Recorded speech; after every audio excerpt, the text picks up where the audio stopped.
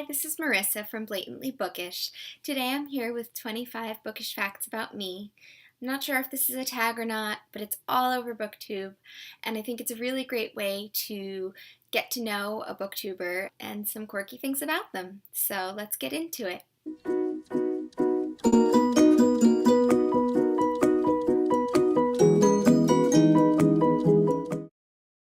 My favorite types of books are books about books, and I don't read enough of them, but some that come to mind are Mr. Penumbra's 24-Hour Bookstore, and that was amazing.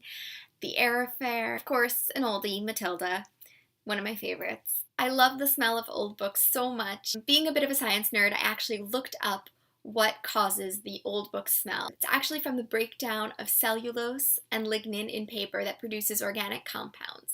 So that would be benzaldehyde, which has an almondy scent, and vanillin, which smells like vanilla, no surprise there, and ethyl hexanol, which has a slightly floral scent. So really, everyone who likes old books likes the smell of benzaldehyde, vanillin, and ethyl hexanol.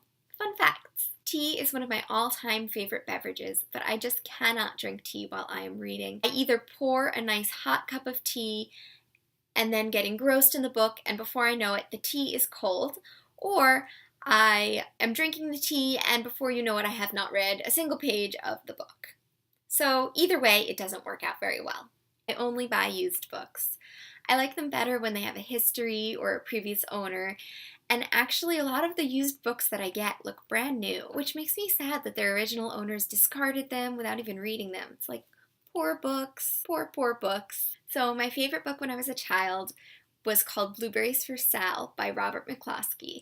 The story is about a little girl named Sal and her mother, and they go blueberry picking. At the same time, a bear cub and his mother are eating berries on the other side of the hill. I don't know what I loved so much about this book, but I always remember Sal putting one blueberry in her mouth and one blueberry in the pail, and I just love that idea of you eat as much as you pick. I have since gone blueberry picking, not that many times in my life, only twice, but it is heavenly, and I think my obsession with blueberries has stemmed from this book. Fact number 6, I started a book journal.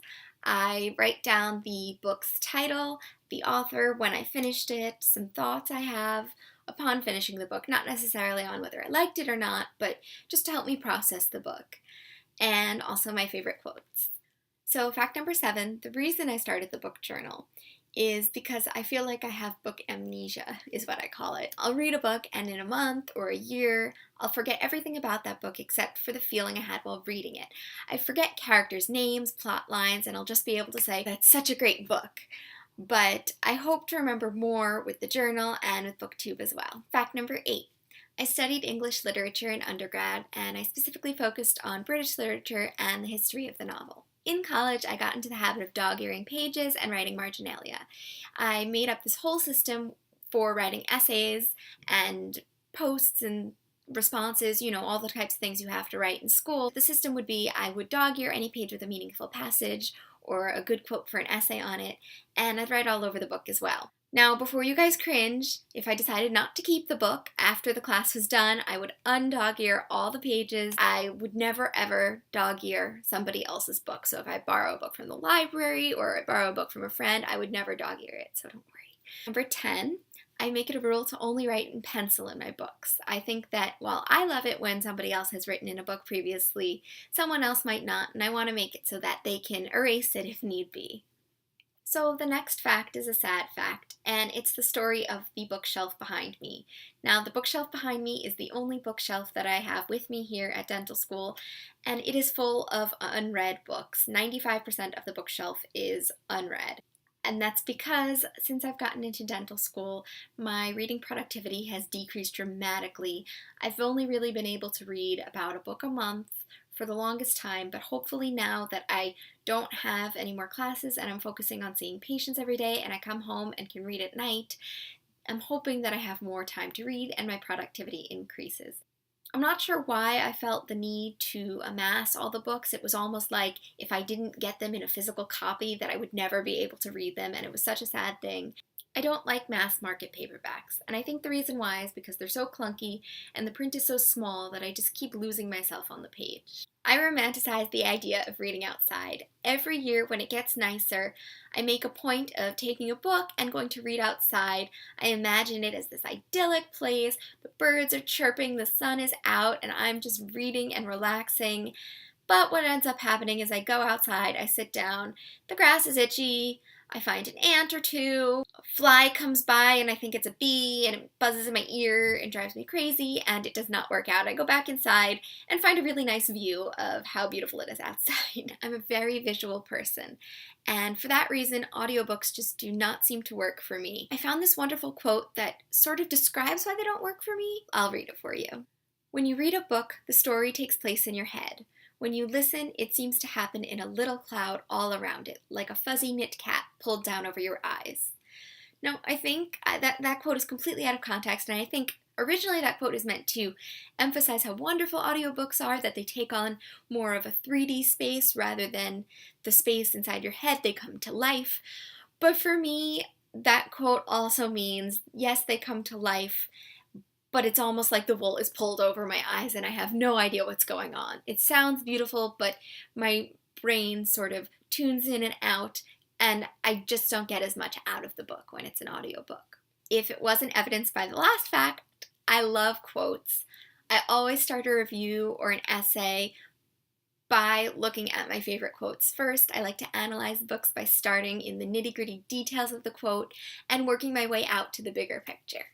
I love illustrations in books, and I don't think that they're just for kids. My friend taught me how to do book binding, and I actually made this little book by myself, and it's a recipe book of mine. I write down all my favorite recipes in it.